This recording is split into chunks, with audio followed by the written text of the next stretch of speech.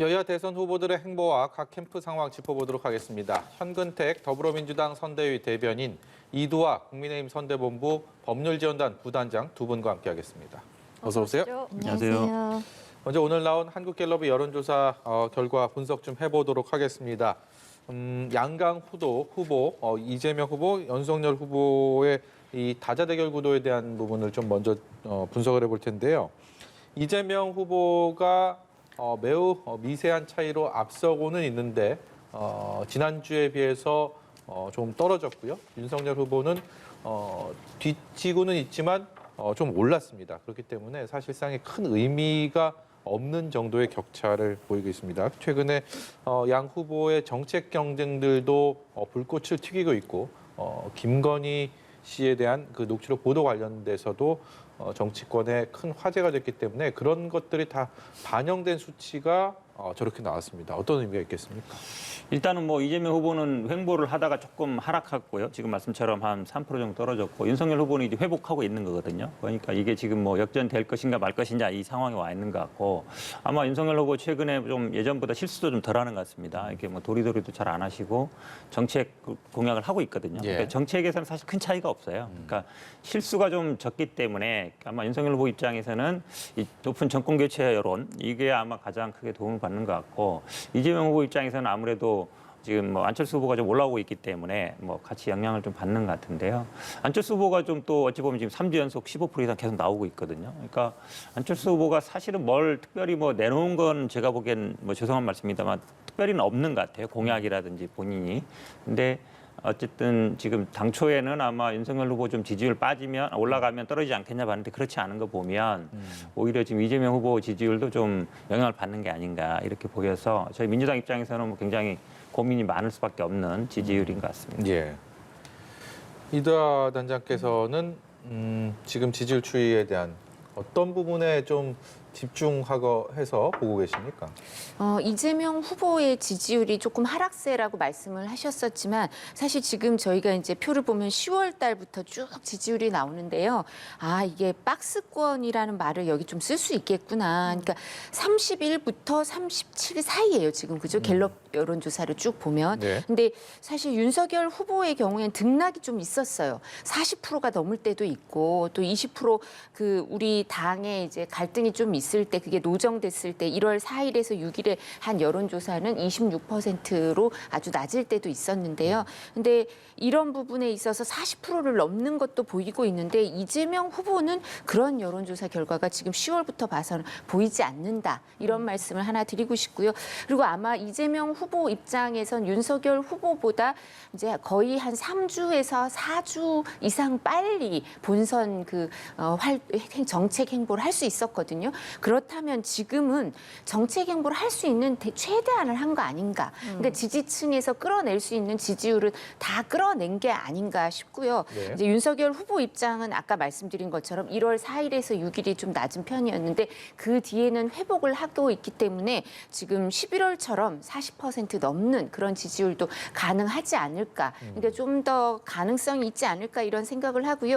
안철수 후보 지지율에 대해서 현 대변인께서 말씀을 하신 것처럼 저희는 사실은 윤석열 후보와 안철수 후보 지지율이 시소 게임인가 이런 생각을 좀 했어요. 예. 한쪽이 올라가면 한쪽이 좀 내려가나 이랬는데 어느 순간부터 보니까 그게 아니라 안철수 후보 지지율이 일정 부분 이재명 후보 지지율을 갖고 오는 부분도 있나? 뭐 이런 네. 걸 살펴봐야 될 것 같은데요. 그러니까 시소 게임만은 아니다. 그러니까 이게 저희가 갖고 있는 걸 나눠 가지는 게 아니라 정권 교체의 지지율만큼 지금 윤석열 후보와 안철수 후보 지지율을 합했을 때 그걸 다 흡수한 건 아니다. 부동층도 일정 부분 있다라고 말씀을 드리겠지만 안철수 후보가 윤석열 후보와의 시소 게임이 아니라 다른 후보의 지지율을 흡수할 가능성도 있지 않나? 이런 부분도 아직 단정할 수는 없죠. 추세니까요. 좀 더 살펴볼 필요가 있는 것 같습니다. 두 분께서 두 후보에 대한 분석 그리고 안철수 후보에 대한 언급도 해주셨는데 김종인 전 국민의힘 총괄선대위원장이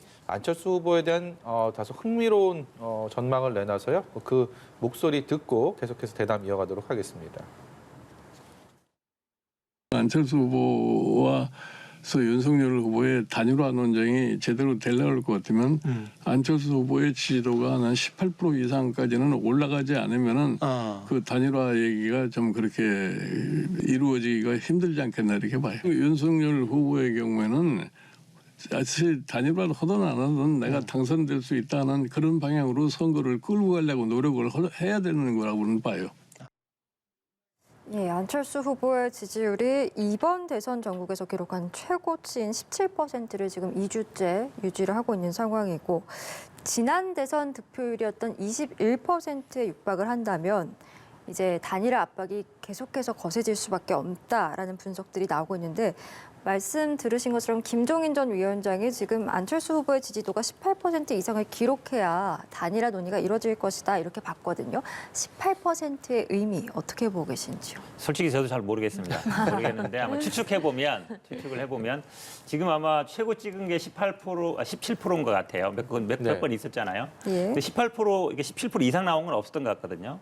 그러니까 아마 그거를 상량 돌파해야 된다 그런 의미 아닐까. 그럼 만약에 18%를 찍으면은 20%도 다갈 수 있겠을 것 같고 뭐 아시겠지만 20% 정도 되면은 사실은 삼강 체계라고도 볼 수 있거든요. 그러면 단일화를 안 해도 뭐 완주할 수도 있을 것 같고 만약 본인 스스로 또 독자적인 행보를 할 수 있을 것 봐서 제가 생각하기는 잘 모르겠지만 현재 17% 고정되어 있는 거를 뚫어야 된다. 그래야 20%까지 갈 수 있다. 이런 의미 아닐까라고 추측해 봅니다. 예. 역시 같은 의미로 보십니까? 저희가 들어오기 전에 진짜 이게 무슨 의미일까 저희가 그런 말씀을 드렸는데 왜냐하면 보통 15% 얘기를 많이 하거든요. 처음에는 두 자릿수 얘기를 많이 해요. 한 자리에서 두 자릿수로 넘어갈 때 의미가 있고 그 다음에 이제 15% 의미가 있는 게 이제 선거 비용이 보전이 되니까 의미가 있다 이런 얘기를 하는데 아까 현 대변인 말씀하신 것처럼 이제 이 18%의 의미는 20% 가까이 갈 수 있느냐. 지난번에 대선에서 본인이 얻었던 지지율을 그 가까이 갖고 갈 수 있느냐. 그리고 또 하나는 이 의미인 것 같습니다. 그러니까 설 전에 밥상 민심이 되게 중요하거든요. 네. 아마 대부분 이게 공식적으로 말을 하기는 어렵지만 양쪽 캠프에서 생각하는 게 설 전에 설 이후에 여론조사 나오면 그 부분을 바꾸기가 쉽지 않다. 이런 생각을 하고 있어요. 그래서 이런 부분 생각을 하고 있으니까 이제 안철수 후보가 설 전에 17%를 뚫고 이제 계속 상승세를 보이면 이런 의미지 설 전에 이게 하락세를 보이면 또 여러 가지 또 이해관계가 복잡해지거든요. 예. 그런 의미가 아닌가 싶고요. 그리고 무엇보다도 사실 안철수 후보가 그리고 윤석열 후보가 기본적으로 후보들은 이 부분에 대해서 단일화 얘기를 꺼내는 건 적절치 않다.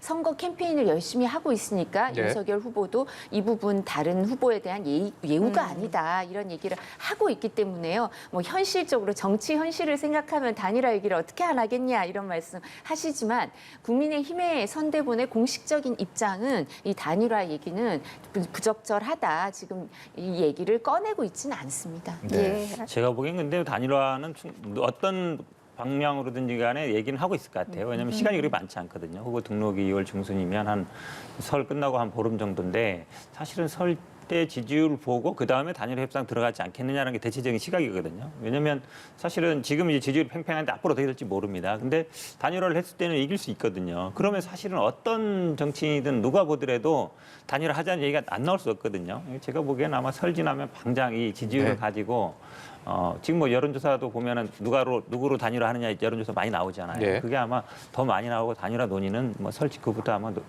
물밑에서라든 시작되고 있지 않을까 이렇게 보고 있습니다. 예, 알겠습니다. 설 민심이 굉장히 중요하다는 말씀이시고 이어서 연령대별 지지율도 볼 텐데 20대 지지율이 굉장히 눈에 띄고 있는 상황입니다. 다른 후보들이 다소 정체를 보이는 사이에 윤 후보가 20대 지지율이 2주 전에 10%에서 지금 이번 주에 30%로 2주 사이에 3배 가까이 뛰었습니다.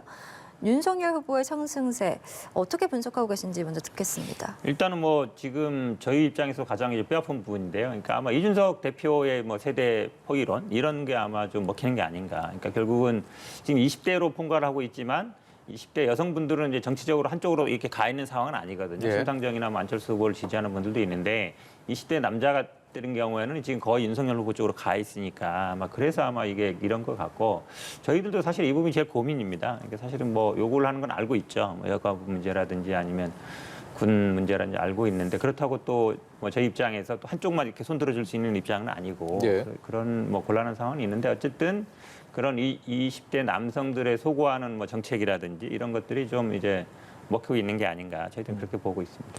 2주 전에 10%에서 2주 사이에 30%, 20%포인트가 오른다는 것은 사실 여론조사에서는 흔히 볼 수 없는 상황인데 네. 이번 대선의 또 하나의 특징이기도 한 것 같습니다. 저런 것들이 윤석열 후보 측에서는 내심 반가우면서도 또 언제 빠질지도 모른다라는 실수 한 번은 곧바로 추락이다. 뭐 이렇게도 우려가 있지 않을까 싶은데요. 어떻습니까? 네, 앵커께서 정확한 점을 지적해 주신 것 같은데요. 저희가 이제 갤럽 다자간 대결에서 지지율도 봤을 때 저희가 사실 26%부터 42%까지 사이다 이런 말씀을 드리고 이재명 후보는 그 박스권에 30%대 박스권이라고 말씀을 드렸지만 이렇게 하방 경직성도 있고 이재명 후보는 상방 경직성도 있는 것 같아요. 네. 근데 우리 후보는 좀 왔다 갔다 했죠, 지지율도. 근데 20대 지지율도 마찬가지입니다. 그래서 이런 부분 우리 입장에서는 국민의힘에서는 이 부분을 확고하게 우리 표로 굳히기 위해서 이게 이렇게 왔다 갔다 하지 않고 안정적인 지지층으로 만들기 위한 노력을 계속해야 되지 이 부분 지금 말씀하신 것처럼 2주 만에 30% 사실은 이게 3배가 는 거잖아요. 네. 그러니까 이 부분을 뭐 너무 좋아라 할 일은 아니고요. 안정적인 지지층으로 만들기 위해서 어떤 행보를 보여야 할지 그리고 이 분석을 많이 했습니다. 그러니까 저희가 이제 작년에 4.7 재보궐선거 이후에 선거 승패를 양당에서 다 분석했을 겁니다. 예. 국민의힘도 분석을 하고 그 결정적인 영향을 미친 세대 그리고 인구 분포 뭐 그리고 어떤 그 공약을 냈을 때 어떻게 반응하느냐 이런 승패를 분석하면서 자세한 보고서들이 후보한테도 올라가 있거든요. 그래서 이런 부분이 반영이 되고 있고요. 그리고 무엇보다도 내용도 중요하겠지만 아마 그 접근 방식, 소통 방식이 중요하지 않았나 싶고요. 그래서 이런 부분 계속 근데 이제 어떤 지지층만의 후보가 돼서는 안 되니까 모든 국민의 지지를 많이 얻기 위해서 계속해서 노력할 겁니다. 예. 이런 가운데 민주당에서는요, 이재명 후보의 30%대 지지율 박스권 탈출 해법을 찾기 위해서 노력 중인데요. 먼저 노웅래 민주당 의원의 목소리를 듣고 대담 이어가도록 하겠습니다. 골든크로스까지 올랐던 이재명 후보 지지율 지금 서울동 수도권에서 다시 10%포인트 차이로 빠지고 있고요.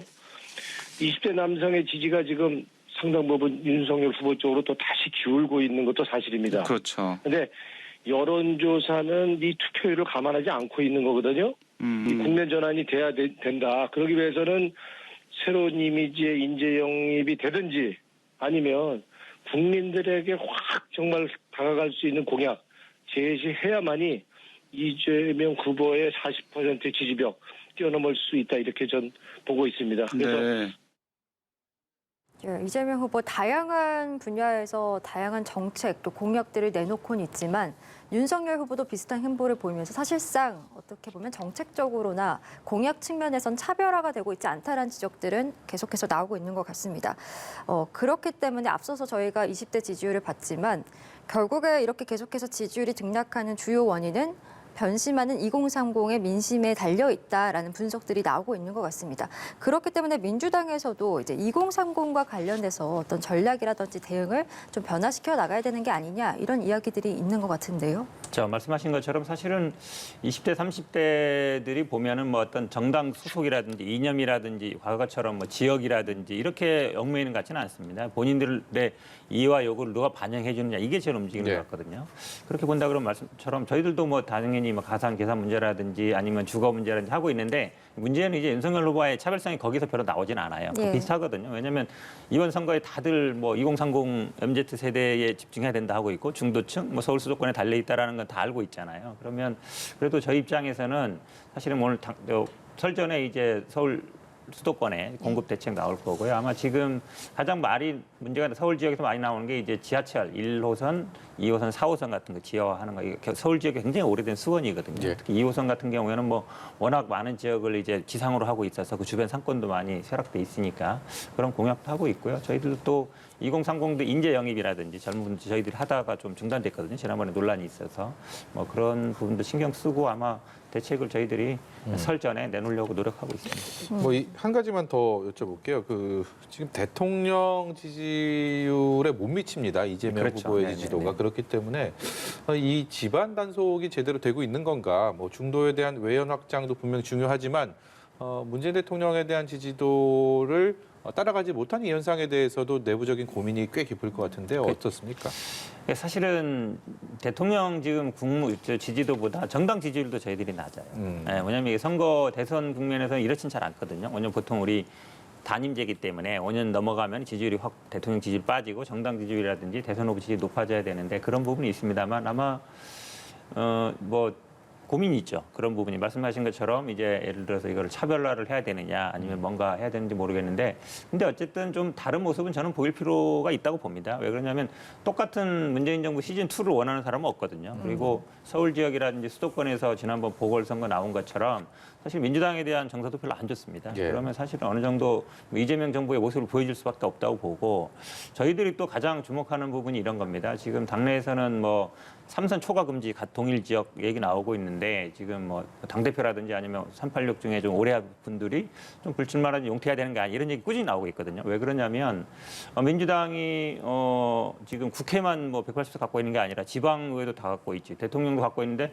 또 달라고 하느냐 그런 생각들이 굉장히 많거든요. 그리고 386이 지금 정치권에 진입한 지가 거의 한 뭐 20년, 30년 가까이 돼가는데 사실은 어찌 보면 계속 하고 있는 거 아니냐. 그러니까 그래서 저는 개인적으로는 뭐 지금 삼선 초과 금지 이런 거를 지금 확실하게 뭐 정강정책 받거나 이렇게 못했거든요. 그래서 뭐 당대표라든지 아니면 이런 분들에 대한 그런 요구들도 있고 386 용태론도 있어서 정치 개혁 이런 것도 저희들도 좀 관심을 갖고 있습니다. 예, 민주당 얘기를 하고 있으니 이 얘기도 해보면요. 송영길 민주당 대표가 오늘 대장동 50억 클럽과 관련해서 특검을 요청하면서 국민의힘의 특검 수용을 요구하고 있습니다. 김기현 원내대표 역시 몸통은 이재명이다 이렇게 외치면서 지체 없이 소환 조사를 해야 된다라 강조하고 있는데 계속해서 대장동 의혹을 두고 여야의 이런 공방이 이어지고 있거든요. 상황들 어떻게 보고 계신지요? 사실 이제 민간 사업자가 수천억의 이익을 배당 받아갔다, 뭐 수조 원까지 이른다라는 주장도 있습니다. 근데 수천억까지는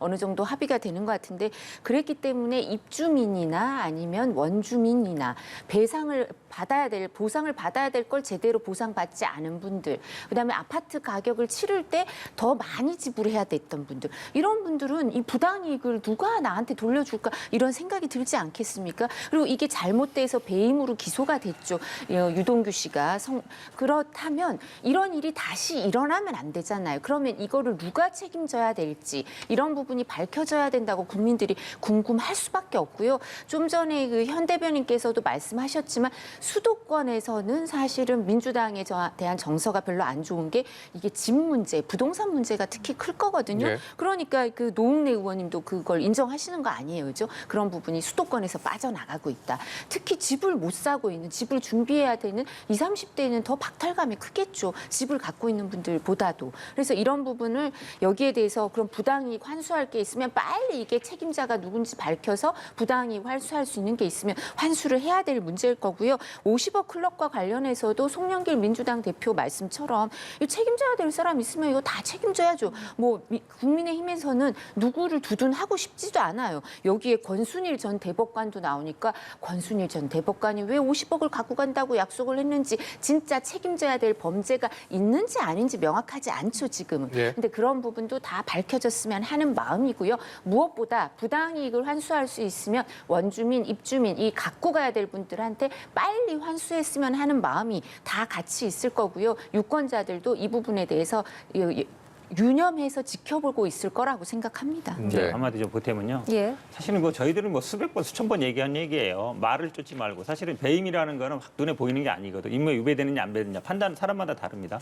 돈을 쫓는 거 싫습니다. 돈을 쫓아가는. 근데 지금 박상도 전 의원이 돈 달라고 했다는 게 지금 녹취록에 나온다는 얘기잖아요. 근데 지금 수사가 제대로 안 되고 있어요. 저희들은 민주당 입장에서는 항상 왜 말을 쫓아가냐, 돈을 쫓아가야지. 근데 박상도 의원 사퇴는 했습니다만 지금 뭐 아들도 그렇고 지금 박상도 의원도 그렇고 제대로 제대로 수사가 안 되고 있거든요. 예. 저희들은 항상 이 문제 얘기하고 있는 겁니다. 아니, 돈을 제- 쫓아가라 얘기하는 예, 거예요. 저도 동의하는 게 그러면 이거 누가 합니까? 박범계 장관, 이정수 서울중앙지검장, 김태훈 4차장 검사가 하고 있는데 그 사람들이 뭐하러 국민의힘 편들어주고 싶겠어요. 그 사람들은 민주당 정부에서 임명한 사람들이고 그리고 친정권 인사라는 비난을 받던 사람들이에요. 그러니까 그 사람들이 수사를 왜 안 하는지는 저희도 모르겠는데 너무 억울하니까 다들 똑같이 이거 특검 빨리 하자 그랬는데 지금은 사실 특검 결과가 도입을 하더라도 대선 전에 나오기가 어렵겠죠. 그렇지만 윤석열 후보가 대통령이 되면 뭐 이 부분은 반드시 밝혀질 거라고 누가 잘못한 예. 누가 국민의힘에서 잘못한 사람이 있다 하더라도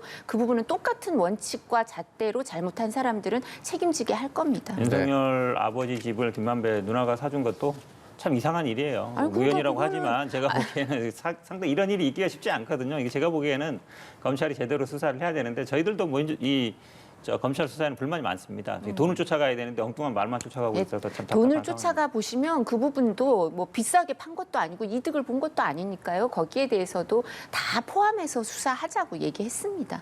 네, 알겠습니다. 국민의힘 얘기로 좀 넘어가 보도록 하겠습니다. 이틀 전 윤석열 후보와 홍준표 의원이 만날 때만 해도 이런 상황이 전개될 거라고 생각했던 분들 꽤 많지 않으실 겁니다. 일단은 지금 삐걱거리면서 뭔가 예상치 못한 결과로 흘러가고 있는데요. 관련해서 조경태 의원 목소리 먼저 듣고 오겠습니다. 윤석열 후보의 생각과 기타 일부 정치인들의 생각이 네. 조금 다를 수가 있고요. 예. 그래서 언론에 비춰진 것은 상당히 오해하기 쉽게 홍준표 전 대표에 대한 오해하기 쉽도록 이렇게 언론에서 이렇게 보도가 되었더라고요. 예, 그런 부분에 대해서는 지금 제가 드리고 싶은 말씀은 예. 상당히 좀 아쉬운 부분이 있다. 예, 그 이후에 그 예. 과정에서 예. 아까 홍준표 전 대표가 하신 말씀대로 일부 유핵관이라는 쪽에서 가로막고 있다는 그런 표현 자체가 네. 그렇게 무리한 그런 표현은 아니었다라고 보고 있거든요. 네, 홍준표 의원은 단순한 의견 제시였는데 그것에 대한 합리적인 절차에 따라서 진행하면 될 것을 본인을 구태 정치인으로 몰고 갔다라고 하면서 대단한 불쾌감을 피력을 했고요. 그리고 그렇게 한 장본인들로 다시 등장합니다. 윤핵관을 얘기했습니다. 여기에 대해서 윤석열 후보는 뭐 직접적인 언급은 하지 않고 있는데 일단은 이 홍준표 의원이 앞으로 또 어떻게 돕게 될지 아니면 정말 다른 배를 타게 될지 가장 관심이 많이 갑니다. 사실 이제 경선을 치르고 나면요, 특히 대선 경선 같이 공곤일척의 승부가 있고 나면 당내 분열이 이제 후유증이 회복이 되는데 시간이 오래 걸립니다. 그래서 이낙연 후보도 사실 이낙연 전 총리도 이재명 후보를 돕기까지 원래 10월 10일 후보 선출되고 나서 그 자리에서도 제대로 승부 얘기도 안 하고 빠져나가셨죠. 네. 지지자들은 소송해야 된다 그러시고 그러고 나서 12월 말 1월 4일 정도 언저리가 돼야지 같이 행보를 하시거든요. 그러면 그렇게 오래 걸리는 거예요. 11월, 12월, 1월 거의 뭐 80일 가까이 걸렸었거든요. 그런 것처럼 일정 부분 경선을 겪었던 사람들이 이 시간을 회복하는데 감정을 회복하고 이 부분 극복하는데 물리적인 시간이 필요한 건 사실이고요.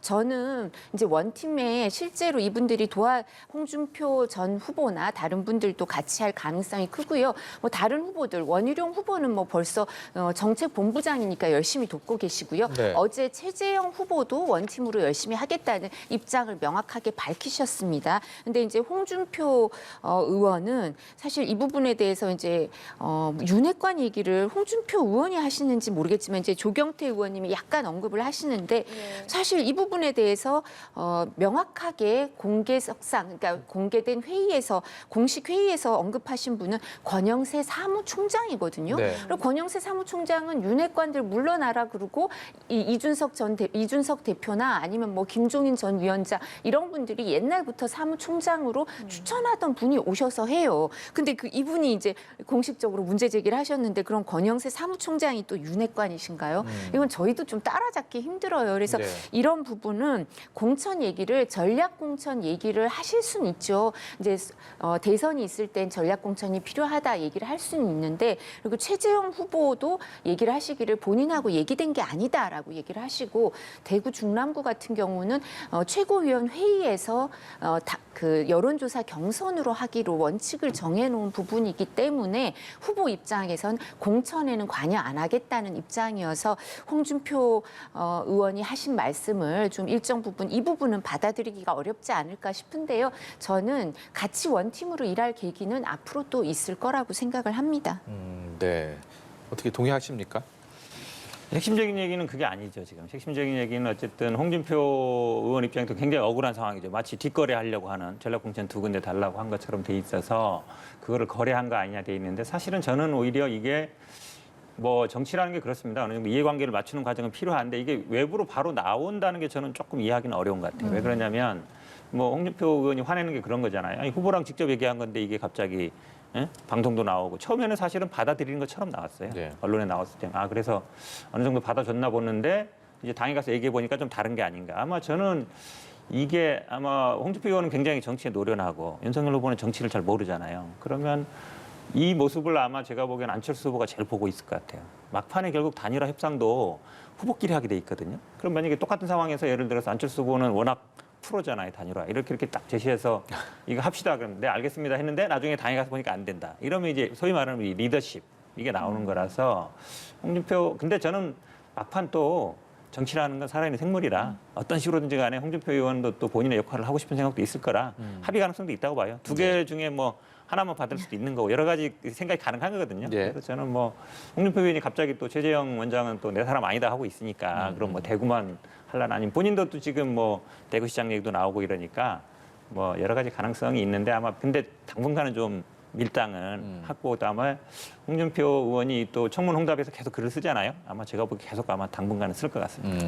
근데 조금 보충 설명을 예. 드리자면 그 홍준표 후보가 이제 후보끼리 한 얘기가 왜 나오냐 이런 말씀을 일정 부분 하시는데 사실 이제 원래 회동을 하시고 분위기가 좋고 그러고 나서 회동 후에 브리핑이 없었어요. 아시잖아요. 브리핑 없이 두 분이 헤어지셨는데 이제 홍준표 의원께서 이제 SNS에 글을 올리신 거예요. 그 내용에 대해서 글을 올리시니까 이 당 선대본 사람들도 후보한테 홍준표 후보가 SNS에 이런 글을 올리셨는데 홍준표 의원이 그럼 다른 얘기가 뭐 더 있었냐 이렇게 물어볼 수밖에 없는 입장이 되고 그래서 나온 거지 이게 서로 뭐 그 부분에 대해서 홍준표 의원이 먼저 이 내용을 얘기를 하신 부분이 있다라는 말씀을 드리고요. 현 대변인께서 말씀하신 것처럼 일정 부분 정치는 생물이니까 여러 가지 여지가 있을 겁니다. 근데 후보가 원칙적인 입장을 밝혀놓은 부분에 대해서 이제 말씀을 하시면 이제 그거는 후보 입장에서 조금 어려운 부분이 있는데요. 근데 이거는 여지는 여러 가지 여지가 있겠지만 하여튼 후보는 이번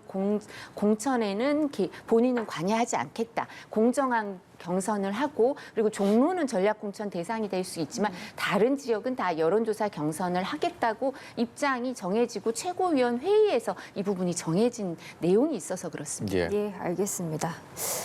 그런가 하면요, 그 윤석열 후보 배우자 김건희 씨 통화 내용을 보도했던 MBC 프로그램에서 이번 주말에 예고됐던 이 추가 후속 보도를 하지 않기로 결정을 내렸습니다. 이런 결정을 내린 배경이 뭔지도 궁금하고 후속 보도 취소의 여파 어떻게 좀 흘러가리라고 보십니까?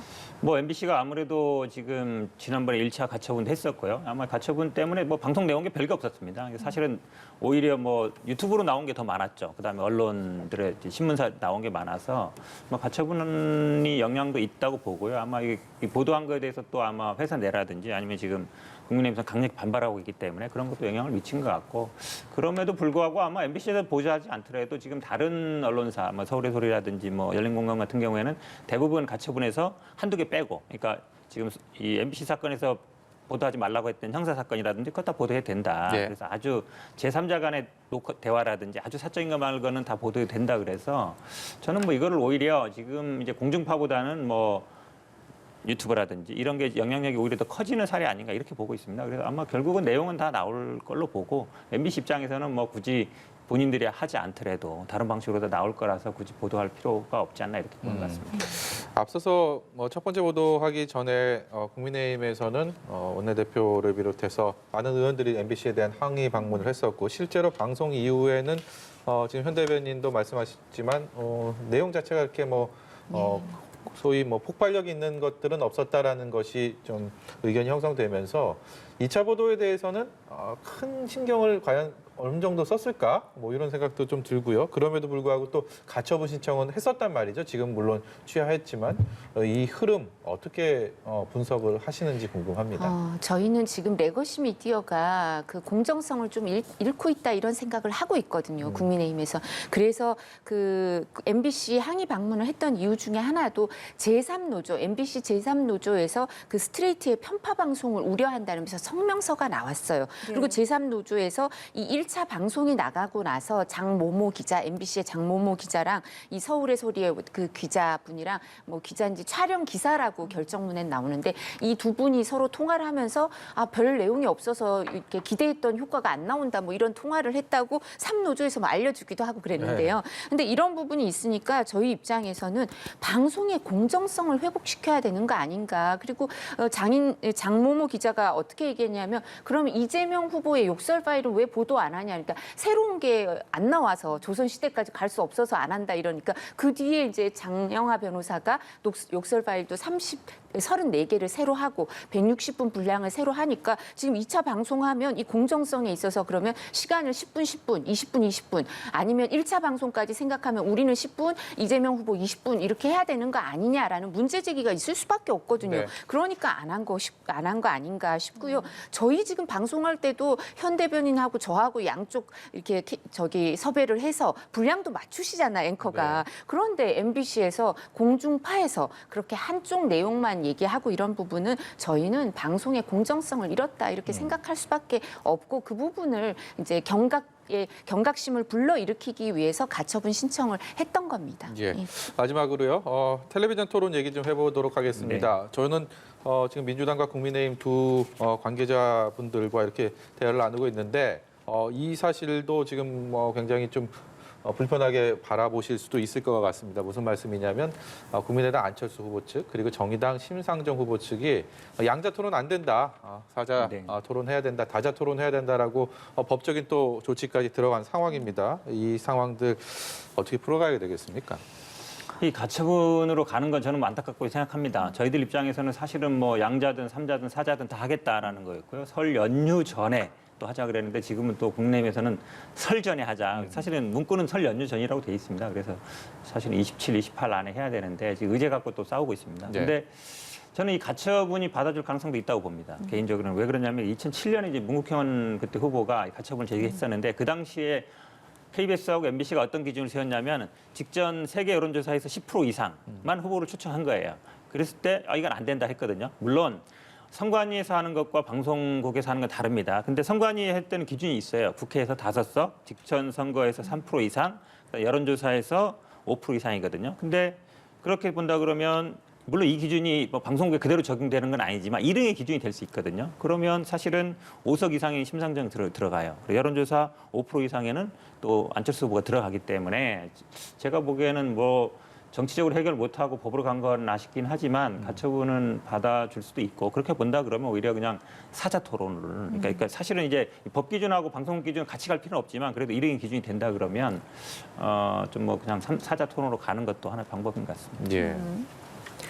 사실 이 부분 저도 현 대변인 생각에 동의를 하는 부분이 이제 이 가처분 신청이 인용될 가능성이 있다라는 부분에 동의를 합니다. 2007년 대선 때 그랬고요. 근데 또 다른 결과가 있긴 있었어요. 2014년인가요? 그 서울시장 선거를 할 때는 정몽준, 박원순 후보한테 이제 통합진보당에서 가처분 신청을 했어요. 2명만 하는 건 안 된다. 우리도 껴달라 그랬는데 그때는 가처분 신청이 받아들여지지 않았거든요. 그런 결과도 있어서 이 부분은 부분은 가늠하기는 어렵지만 이제 일단 정치의 사법화가 바람직하지 않죠. 그렇지만 가처분 신청을 했으니까 결과가 나오는 걸 일단 보고할 예. 필요가 있을 것 같고요. 30일, 31일 저희가 얘기했던 건 이왕 하는 김에 시청률이 높을 때 그리고 27일인가 28일 이럴 때는 밤 10시부터 12시는 너무 또 늦은 시간인데 30, 31일 하면 7시부터 10시, 그러니까 7시부터 9시 내지 8시부터 10시까지 하니까 시청률이 높고 모든 국민, 많은 국민들한테 선택과 검증의 기회를 주는 게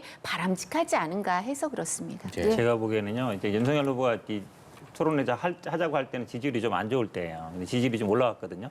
별로 하기 싫은 것 같아요. 왜 그러냐면 아니에요. 분명 합의서에 어떻게 됐냐면 설 연휴 전이라 됐어요. 연휴라 그러면 보통 우리 토요일부터 연휴라 그러잖아요. 네. 그러니까 다음 주 목요일 금요일까지는 해야 돼요. 근데 그걸 갑자기 연휴란 글자를 빼버리고 설 전이면 된다. 그러니까 30일, 31일 시청률 얘기하시는데 사실은요, 여야 간에 합의서 이렇게 쓴 경우에는 지켜주는 게 맞습니다. 그래서 제가 보기에는 설 연휴 전에 하시라 그렇게 말씀드립니다. 가처분이 아니. 인용되면 더 좋으시겠습니까? 아니. 이런 그렇게 바라는 것 논리라면? 같아요. 제가 보기에는 아니요, 아마 그건 안 하길 아니고 바라십니다. 저희 입장에서는 저희도 이제 해보면 여야 합의 많이 하는데 그 부분은 여러 가지 해석의 여지가 항상 있어요. 그리고 다시 재합의를 하는 경우도 있고 지금 말씀드린 것처럼 저희 입장에서 27일, 28일 정도에 하거나 30일, 31일 사이에 뭐 그렇게 큰 차이가 있겠습니까? 이제 현 대변인도 잘 아시지만 그 사이에 서울역 가서 귀경 인사하고 뭐 이런 거 다 행보가 쫙 있잖아요. 우리 후보 경우에도 지금 이제 충청도 지방 1박 2일 다녀오시고 하니까 일정이 계속 있으니까 뭐 하루 이틀 더 있다 차이가 전혀 없거든요. 그러니까 저희 입장에서는 방송 3사의 편성도 고려해야 되지만 되도록이면 시청률이 높고 사람들이 많이 볼 수 있는 시간에 하면 바람직하지 않을까 합니다. 정치가 불신을 받는 이유가요. 이렇게 다 합의서 쓰고 도장까지 다 찍었는데도 갔다 오면은 아니 그 뭔 소리야? 설 연휴는 설 전이면 돼 이렇게 네. 얘기하니까 네. 그런 거거든요. 네. 그래서 국민들이 정치 불신은 자꾸 하지 마시고 그냥 합의대로 저는 예, 하시길 바라겠습니다. 알겠습니다. 오늘 두 분 말씀은 저희 여기까지 듣도록 하고요. 현근택 더불어민주당 선대위 대변인, 이두하 국민의힘 선대본부 법률지원단 부당장과 함께했습니다. 오늘 말씀 고맙습니다. 고맙습니다. 고맙습니다.